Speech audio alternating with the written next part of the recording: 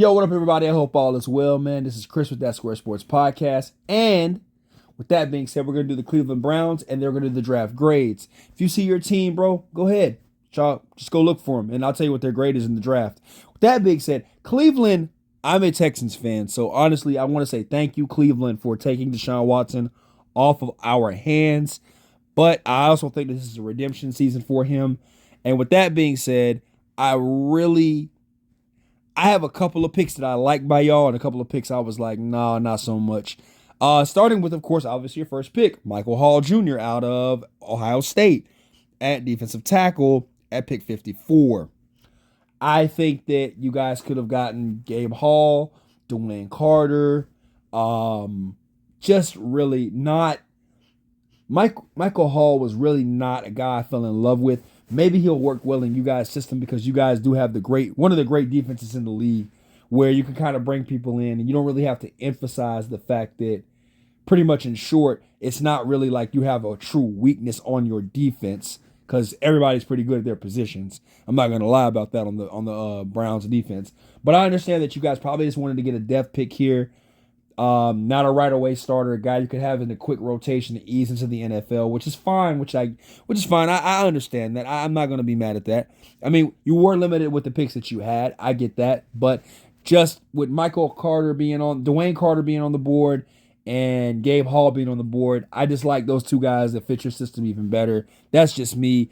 Michael Hall sometimes gets lost in the play. Sometimes he's not even impacting the play. So it's just one of those things where for me, I wasn't in love with it, but I understand it because you guys have a great defense already. With that being said, offensive line, you're getting Zach Zinter out of Michigan. This dude really opens up, so you guys kind of redeemed yourself with this pick. I like him for the fact that you guys just love to run the ball, obviously with Nick Chubb.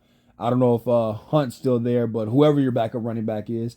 But the way you guys run the ball so effectively, you guys have had the best offensive line. It's a lot of compliments for Cleveland, by the way. You guys really have done a great job under Stefanski just in what regards he has been able to do with that system that he's running up there.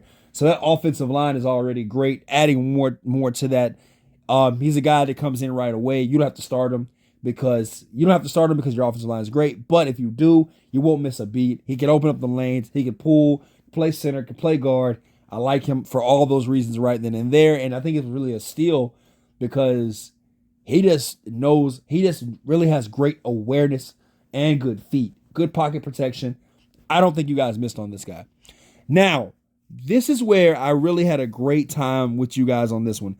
Jamari Thrash, I thought that, coming into this season, watching college football when he went to Louisville, that he was going to get more recognition.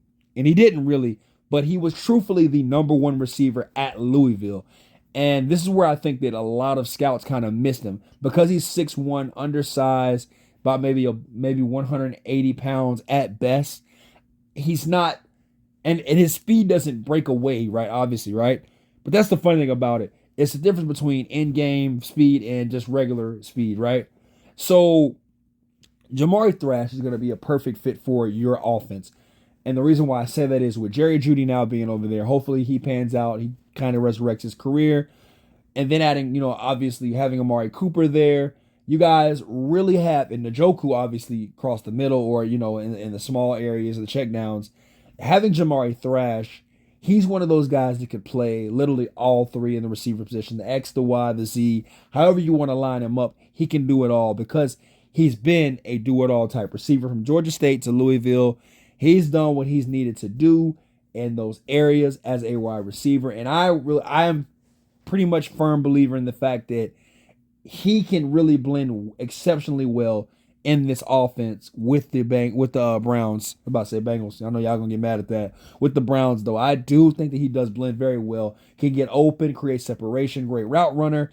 Really knows how to help this quarterback out when in need. He also is a good blocker, believe it or not. Louisville had a great run game last year as well. Obviously, with Garrard and Johnson, two running backs. He was one of those guys that was pillars on the outside, taking care of the corner or the safety, whoever comes up, whoever's got a block, hat on hat. That's the kind of guy he is. So I really like Jamari Thrash. So two back-to-back picks I like for you guys. Now, Nathaniel Watson, 7th rounder, obviously, and Miles Harden and Joe and Briggs. These three guys are all pretty much depth picks, I think, obviously. But I do say this about Nathaniel Watson, potential starter in the NFL could be.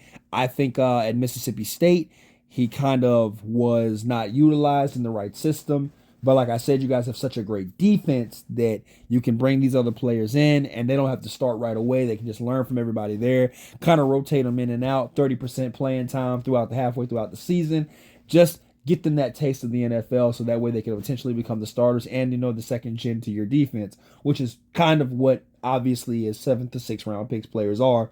They're not guys that come in and start right away. They're more of, the in-depth pick because the season is very long. But I do like Nathaniel Watson here. That is a good pick. I think Miles Harden is pretty decent as well out of South Dakota. A lot of people really don't watch a lot of second Division 2A football. I am one of them. I only watch the major ones, which is Dakota and Montana. Delaware State, I don't even know who or what that's about. But, Cincinnati's, Briggs as well, defensive tackle. Just kind of helping out with, I guess, Mike Hall there on that one. Just 2 double dips. I like that as well. But for the most part, they gave you guys a C. I actually like what you guys did. I mean, the fact that you didn't have a pick in the first round, I get that. I understand.